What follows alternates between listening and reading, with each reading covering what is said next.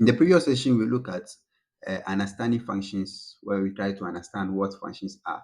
We took our time to explain the basic terms like input, output, x values, y values.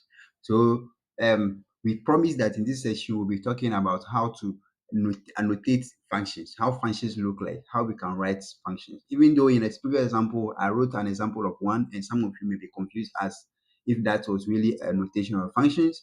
Yes, in this session, let's look at that. But before that, let's revisit what we defined as functions in the previous session.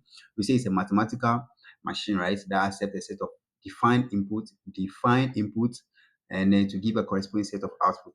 Let's call them y. And through a mathematical operation. So there's a mathematical operation that happens to your input, and then the machine or the function will give you a particular set of output. Okay, so now let's look at um the notations, right? In the previous session, I gave an example like y is equal to x plus 5. And I told you that this is an example of a function. Yes, this is an example of a function. And then we see that in this operation, right, there's an equal to sign. So what is the dependent variable, always depending on the what x will be. So what x will be, right? That x that you put inside will undergo an operation. The operation that we have here is an addition operation, right?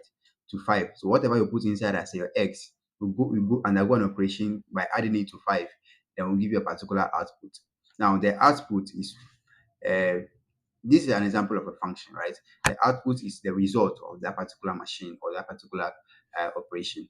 So yeah, so this is our input, and then this is our output.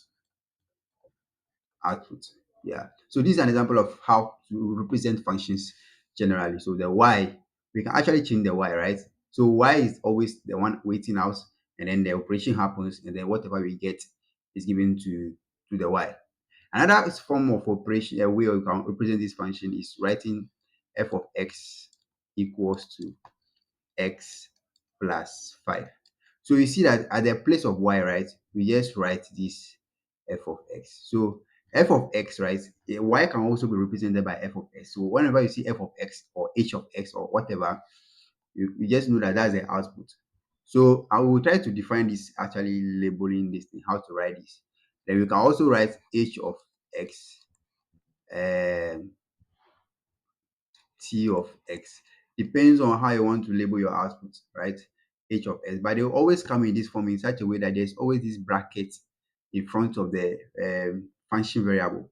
But then in general, in the basic term, if you the very first example, default, because function is f, right? We usually use f. But if you use the other form, h of x and this thing, so they come in this form. Let's label it f of x. So it will be the output, the name of, there's something representing the function, right? The name of the function. This is the name of the function, but this one is the where the input will go. So the input variable goes here. Always. The input variables goes here. Always, right? So when the input variable goes here, that's then you have to know that whatever operation I have, whatever you are going to have at the other side, whenever you see x, right, x will be your what input. So if I say h of t, note that whatever you are going to see at the other side, right?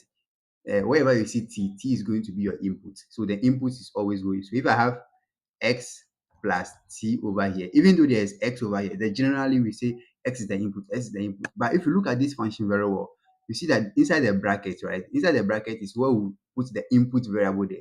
The input variable in this case is t. So in this example, right? The input variable is rather t, not x. Because when we annotate the function, right, the whatever you have, the variable that is there is t. So the input is t in that case, not x again. So because x is not an input, right? X is not an input.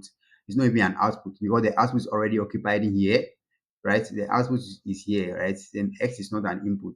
So this is our input, right? In this case, right? And then this one, x in this case is not an input.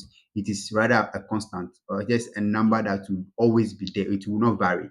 So the inputs are the one that vary and the output vary correspondingly. In this case, it doesn't.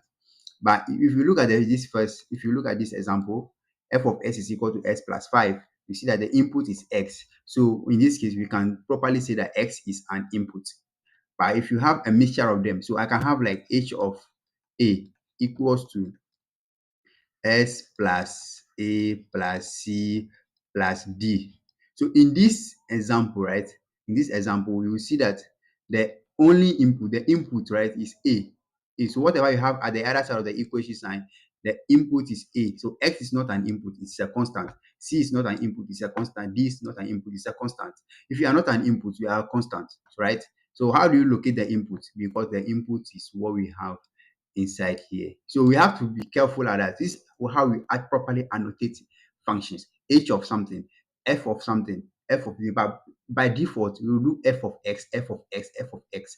I'm trying to show you so that you don't be used to the f of x, x, x, x, and you think that s is always the variable, the input variable all the time. No.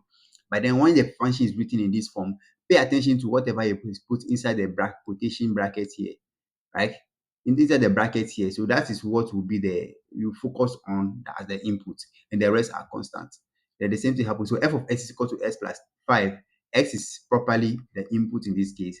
But then if we come to h of t is equal to s plus t, you see that the input is t, not x.